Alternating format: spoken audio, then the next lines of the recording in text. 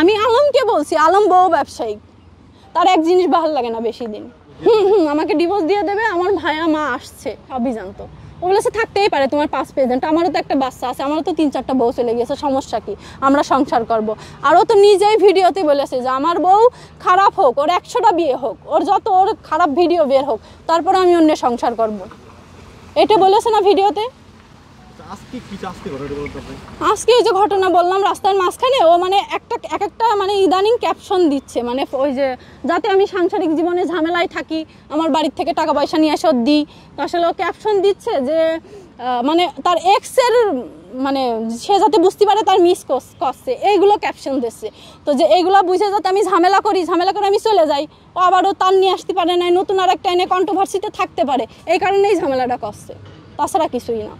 আর না আমি বাড়িতে সব কিছু নিয়ে এসে দিয়ে দিই, তাহলে আমারও খুব ভালো লাগবে। মেন সমস্যাই হলো 6 লাখ টাকা দিয়ে একটা গাড়ি কিনবে, R15, সেই গাড়ি আমি বলেছি না, আমার 2-3 মাস বিয়ে না হলে আমি দিতে পারবো না। এখন আসলে যৌতুক হিসাবে চাচ্ছে নাকি? না না, সে চাচ্ছে, তার পছন্দ হয়েছে, সে চালাবে, ওই গাড়িও থাকবে, এই গাড়িও লাগবে, তার এক জিনিস ভালো লাগে না বেশি দিন।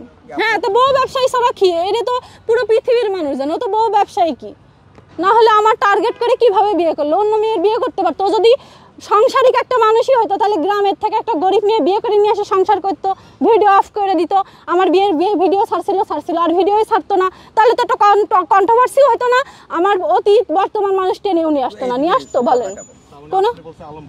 হ্যাঁ, বউ ব্যবসায়ী, কত বউ ব্যবসায়ী, কত আমার বিয়ে করে আপনার 1 মাসও হয়নি বিয়ে করেছে, আমার তো কোনো একটাও সুতোও দিইনি, কিন্তু টাকা ইনকাম ঠিকই হচ্ছে, ভিডিও তো কন্টিনিউয়াসলি ছেড়ে যাচ্ছে।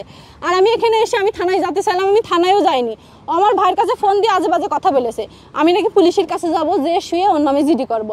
এরকম দুনিয়া আছে ভাই, যে শোয়া লাগে, টাকা থাকলে সব কিছু সম্ভব না। সিহারা ফিগার দিয়ে মানে এটা কি করা সম্ভব? টাকা থাকলেই তো পুলিশ আমার জিডি নেবে না। আমি আর ওয়াইফ, ও আমার সাথে মারধর করেছে, আমার সাথে খারাপ ব্যবহার করেছে, সংসার করবে না, আমার ছেড়ে দেবে, কিন্তু আমি সংসার করব। এখন আমি কি মানে ইসের আশ্রয় নেব না, থানার আশ্রয় নেব না, নাহলে সাধারণ মানুষ, না হলে প্রেস, নাহলে থানায় যে কোনো এক জায়গায় তো আশ্রয় নেব, সেখানে যে আমার দেহ দেওয়া লাগবে এর তো কোনো মানে নেই। ওর প্রথম আর শেষ ডায়লগ, এর পরেও ভিডিওতে আপনারা যখন যাবেন একটা কথাই বলবে যে হলো ও পতিতা বৃদ্ধি করে, তাহলে তুই এই মানে পুরো পৃথিবীর মানে যত মেয়ে আছে সব মেয়ে খারাপ, ও ভালো, তাহলে তুই বাড়ির কারোর একটা বিয়ে কর, তুই যদি এতই ভালো, তাহলে ভালো একটা মেয়ে বিয়ে করে সংসার কর। ভিডিও তোর তো করার দরকার নেই, ভিডিও তো তুই মানে বাদ দিচ্ছিস না, হয় মা দিয়ে নাই বাপ দিয়ে। আমি আলমকে বলছি, আলম বউ ব্যবসায়ী, তাছাড়া কি। কেন মনে হচ্ছে আসলে ও আমাকে ওই যে কোনাবাড়ি যেদিন ঝামেলা হয় ওই দিন বলছে, শোন তুই তোর এখন তালাক দেবো, দিয়ে আমি কালকে বিয়ে করবো, সে তোর থেকে সুন্দর হবে, আমার 20-30 লাখ টাকার জিনিসপাতি দেবে, তুই দিতে চাচ্ছিস না, তোর দেওয়া লাগবে না।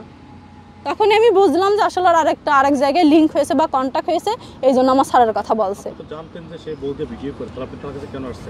আমি জানতাম, কিন্তু আমি তো জানি না যে ভিডিও করার পরে এত কিছু হবে আমার লাইফে, বা ভিডিও করতে আমি গরিবের মেয়ে ভিডিও করেছে, আমার স্বামী করেছে, ওর হিসাবও আল্লাহর কাছে দেবে, আমার তার হিসাব দেওয়া লাগবে না, সেইখানে আমার স্বামী যা করে করুক, আমি আমার জায়গায় অটল ছিলাম, এখনো আছি, আমি তো ছাড়বো না, ও আমাকে ছেড়ে দেয়, যা করে করুক।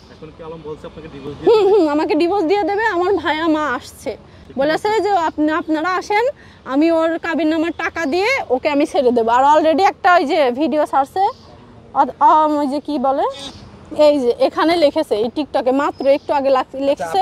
আমরা শুনলাম যে কাবিনে যা কিছু আছে সব ওষুধ দিয়ে দিচ্ছেন, আপনি বলছেন আপনার কাবিন লাগবে না, এই ধরনের ভিডিওগুলো আমরা দেখি। আসলে এই বিষয়টা একটু ক্লিয়ার। হ্যাঁ, বিয়ের আমার বাসার লোক তো যেহেতু ছিল না, ওর বাসার লোক ছিল, আমি বলছিলাম যে তুমি বিয়ে করো, আমার তো টাকা লাগবে না, আমি তো সংসার করবো, আমারও তো অতীত আছে, আমার হাজবেন্ড ছিল, তো ওইখান থেকে ডিভোর্সের পর আমি ঢাকায় পড়াশোনা করি, তো আমার অতীত ছিল বিধায় আমি তোমার পছন্দ করছি, ভালোবাসছি বলে আমি তোমার বিয়ে করছি, তো সেখানে তুমি 1 টাকা কাবিননামা করলে আমার কোনো সমস্যা নেই, এটা বলছিলাম আমি।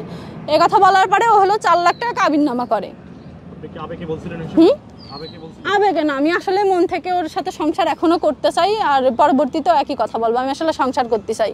আচ্ছা, এই যে আপনি বললেন যে 4 লাখ টাকা, তার মধ্যে তো 2 লক্ষ টাকা আপনাকে দিয়ে দিয়েছে। না না না, 2 লাখ টাকা দিইনি, কাজীর সামনে বলেছে আমার বউরে আমি ভালোবাসি, ও মন থেকে মাফ করে দিল, এই জন্য ওয়াসিল লেখা, তাছাড়া আমার কোনো টাকা পয়সা কিছুই দিইনি, শুধু একটা নাকফুল কিনে দিয়েছে। আসলে মাফ করে দিয়েছে? হ্যাঁ, মাফ করে দেওয়ার ব্যাপার তো পরে, আমি তো ওর সাথে সংসার করব, মাফ করে দেওয়া দিয়ে তো কোনো কথা নেই এখানে। আচ্ছা, ছাড়াছাড়ির বিষয় তো দূরের বিষয়, আমি তোর সাথে সংসার করব।